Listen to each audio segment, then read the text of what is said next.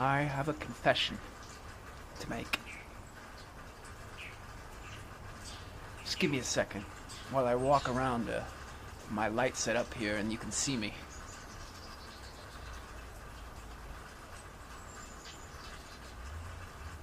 Now, let's be honest. We love confessional reporting. Like, if I say I got a confession to make, you're all ears. So what I'm gonna ask is that we maintain eye contact the entire time. We just stay in the present moment, man. Me, you. I'm excited because I have been talking to myself all day.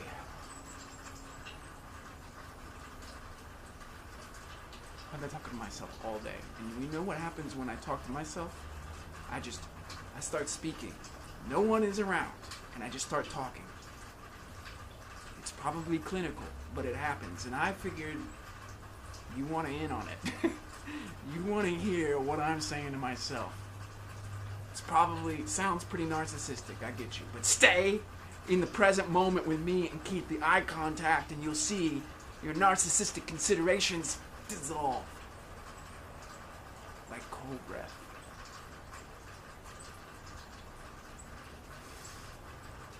When I talk to myself over and over and over again, I say so many things that I want you to hear, and then it's like I gotta take notes in my brain. I have this Stickies application in my Mac, and I'm on Facebook a lot, and I'm reading other people's amazing thoughts, and I'm like, copy, paste, copy, paste, copy, paste. And I've got like probably 150 little sticky bars, and you click on it, and then there's pages and pages and pages of your thoughts, okay? So if I could do that with your thoughts, you could do that with mine. Although you don't have to put this video in a sticky application, you could just watch it. Now, I don't know how long we're gonna go today because I got some really exciting shit to talk about. And I'm not gonna put myself on a timeline or a schedule. Usually I go about 5 minutes, but that's not gonna happen today. How's my hair? Being in the present moment, I learned this as an actor, that when you are in the present moment, you can avail yourself of the entire manifest realm, so to speak. That's a little metaphorical, but what it means is like anything and everything can come to you because you don't have a prescribed narrative, or official route that you must travel, right? I don't even know what I'm about to say next, okay? But I keep it real. And if you think about it, what I'm doing here is vis-a-vis all the see that hear that bird? Vis-a-vis all the mainstream news medias that you may or may not, I'm going to be charitable here, listen to on a daily basis.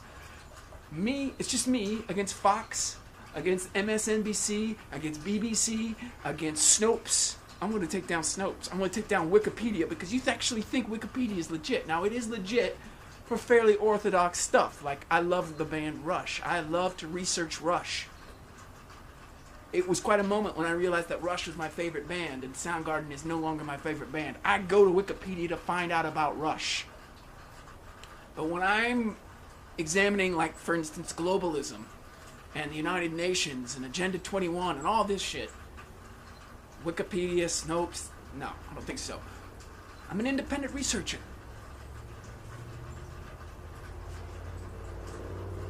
I am a conspiracy theorist. Oh! God, I got shot just for saying it. I got shot. Oh, well, good thing I have a vivid imagination because that's not... Oh, I got shot again! Conspiracy theorist. If you look up the kind of genealogy of that term, it was coined in the 50s by the CIA to basically slander people who investigated alternative accounts, unofficial narratives of what the government was telling people. Whoa! That sounds like a badge of honor nowadays, don't it? Anyways, I got my own little Fox News here. I have 5 lights.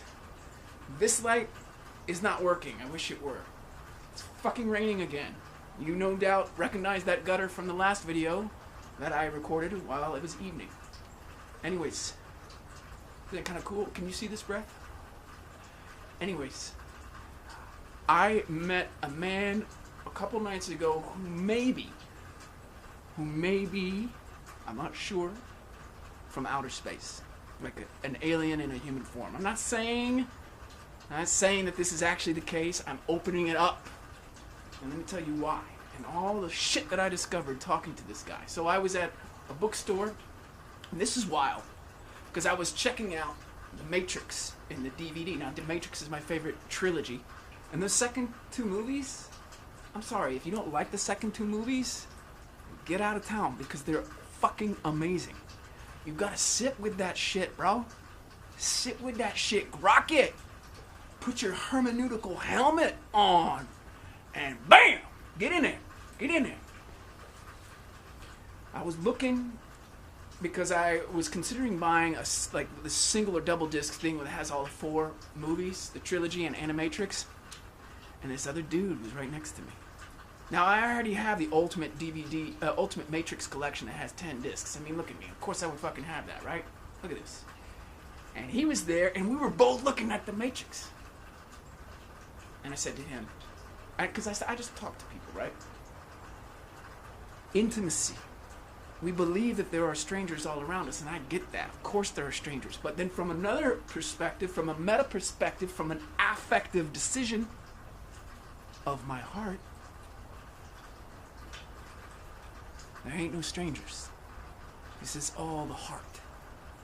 My brother, my sister, my brother, my heart. Right there, you. I was talking to this guy. We were both looking at the Matrix.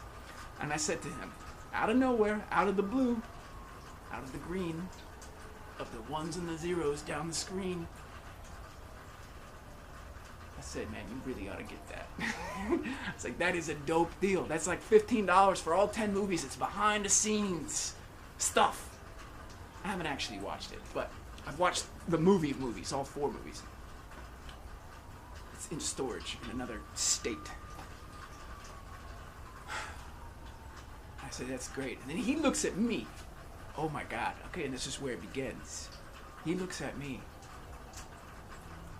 He turns to me. He looks at me. We're both sitting there just looking at the Matrix. There's like 12 or 15 copies, because this is like a used bookstore with all these CDs and DVDs. It's amazing. It's like a warehouse of used stuff. It blows my mind. I love to just... Oh, and he is the same way. He loves to just go to these places. Now, he's a little weird, because he just kind of like goes around and floats around like a butterfly and just strikes up conversations. And later, you'll realize why, as I keep telling you this. And I'm like, bro, you should get this 10-pack of the Ultimate Matrix. And then this, I'm sorry, I'm repeating myself. He turns to me and says, you know that shit's real, right? And I'm like, oh, a soulmate. I'm like, oh, okay. And so I take a moment. I'm like, well, yeah, man. I mean, it could be real in the sense that we actually are living in a matrix, and there's artificial intelligence that's sucking our vital life force and treating us as batteries to program its the machine construct called the Matrix, which is a program in our minds so that they can fucking live. All that stuff. The literal plot of the Matrix trilogy. Or we could look at it metaphorically. But even if we're looking at it metaphorically, it's a very true metaphor. And he goes, no, no. And then he just looks at me like, I'm a preschooler. He's like, no, no. It's real. He goes, have you ever heard of IAI? I'm like, do you mean AI? He's like, no. And then he has this almost kind of like quasi supercilious. Yeah, you like that word. I love that word. Supercilious. It means cilia. It's Latin for hair. Supercilious is like an upraised eyebrow. This is the cilia. Super is like up in this context. It means to have like a... It's getting supercilious on me. And he starts with this teacher-student role-playing. You could feel the energetic shift in the intersubjective space. Oh, now I'm in a lower position than you. You're going to teach me. You're going to school me. Okay, I'm cool, because I love knowledge. I'm a knowledge whore. Suck that shit up. Knowledge lingus. So, he says, no, IAI is integrated artificial intelligence. I'm like, okay. And then it starts, man. Then we talk for a freaking hour. And it's true. I was the student. Now, I don't know if he was a legit teacher because he was fucking out there. Now, I've been involved in conspiracy research for a year. And it's obvious that I am crazy. I'm less crazy than you are, but I am crazy. And isn't that crazy that I would say I'm less crazy than you, and here I'm doing all this and you're there? You got me? You got me. So, after like, by the time there was an hour, we had reached such a simpatico. We were like so connected. And he was schooling me. He was teaching me. He was talking about shit that I don't even want to tell you about because then I'm going to seem crazy. I mean, more crazy. Like a total loon. And what I will say is that there are some things I can tell you about what happened. First of all, I experienced what is called cognitive dissonance. KogDiss! Cognitive dissonance. What I mean is that as he was talking and talking and talking, I felt this resistance in my heart, which was fear. I'm like, if this shit's really real, what he's talking about, I'm afraid. Now, it's crazy because I've been doing alternative research, conspiracy theory for a year, and I've heard a lot of weird shit. Now, when I say I'm into conspiracy theory and alternative research, what I'm into is figuring out why the world is psychotic. That's really what it's about. Because I don't believe that the world needs to be psychotic. And when I look at how the world is psychotic, I look at it from as many different angles as possible. Presently, and in the past, and the future. And I'm just trying to figure out how we got to this point that is so unbelievably psychotic. Because I'm not psychotic. The people I know aren't psychotic. None of us are fucking out of it. And I would say most human beings aren't psychotic, and yet we live in a psychotic world. Now, that's kind of weird. And none of us like to be ruled, but we all have these rulers. And wow, isn't it strange that we have like 194 countries? And I bet at least 150 of them have multi-billion-dollar budgets, sometimes 10 billions, hundreds of billions of dollars, to create military technology that has one purpose only, which is to slaughter human beings by the millions and the billions. Now, that is a fucked up world. You got me? Are you maintaining eye contact right now? Because I'm taking you into the cognitive dissonance. KogDiss, baby. KogDiss. KogDiss.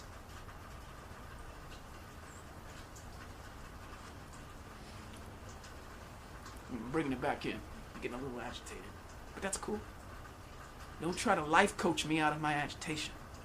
My agitation is in this case, my roused up boner. If you could see the boner of masculinity saying, fuck that. Where was I? We were talking.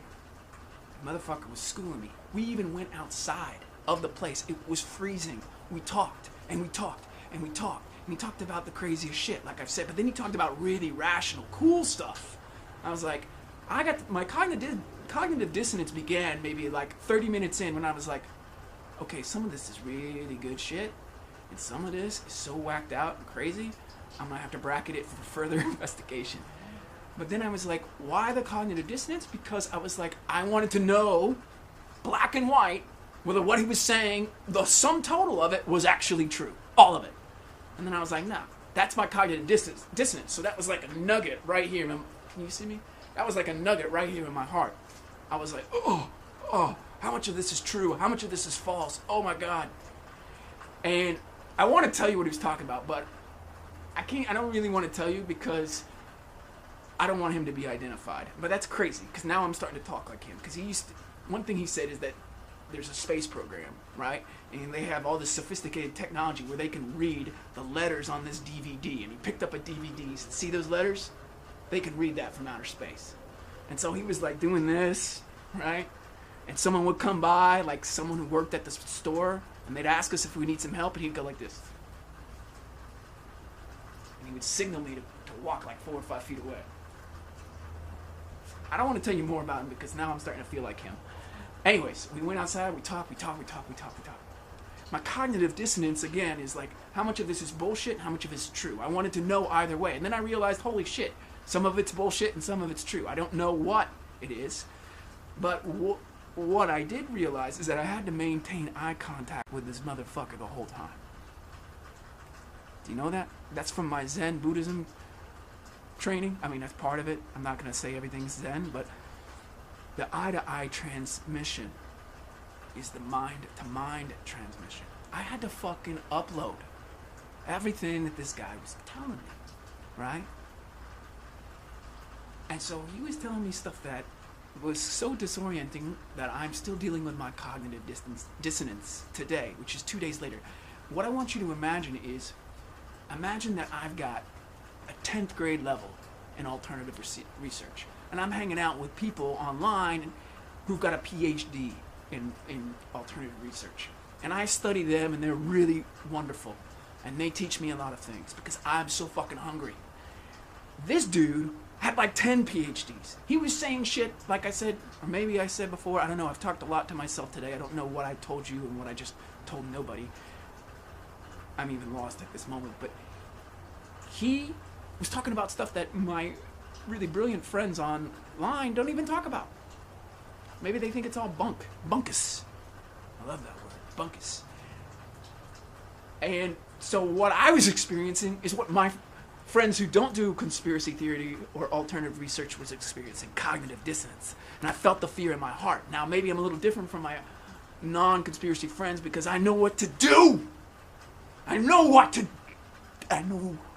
do when I feel the cognitive dissonance in my heart. Yo, I know, I gotta stay with that shit because he was up here and I was down here. I was, like I said, I'm 10th grade. This guy had 10 PhDs in this shit. But he was also out there. Like, even when we were outside and someone drove up to look at the free books, he's like, you see that guy over there? Come here. See that guy over there? Yeah, just watch him. Watch what he's doing. And I'm like, oh shit. Because I was in this cognitive dissonance moment where I was like, is this dude over here who's getting the free book? Hey, the light just turned on. Hey, yo, is this guy who's getting the free book, is he really fucking scanning me right now? Was he really sent by someone else? I was like, that's bullshit. No, he's not. And then I was like, over here thinking, okay, now this guy, my friend, by this point, is delusional. He's paranoid, schizophrenic. And so I was like, oh God. And he's talked about so many things that are so amazing. So you can imagine just the different fucking rivers of cognitive dissonance that were inside of me. And then you know what he said fucking at the beginning of the conversation? Because I said to him, after he was on a fucking roll, I said to this guy, man, how do you know all this? I said, you are obviously you are obviously doing a lot of research online. And then he turns to me. I said, no man, I don't do any research online. And I'm like, what? He goes, they come to you. They know. So when you're awake enough, they'll come to you and they'll start telling you stuff.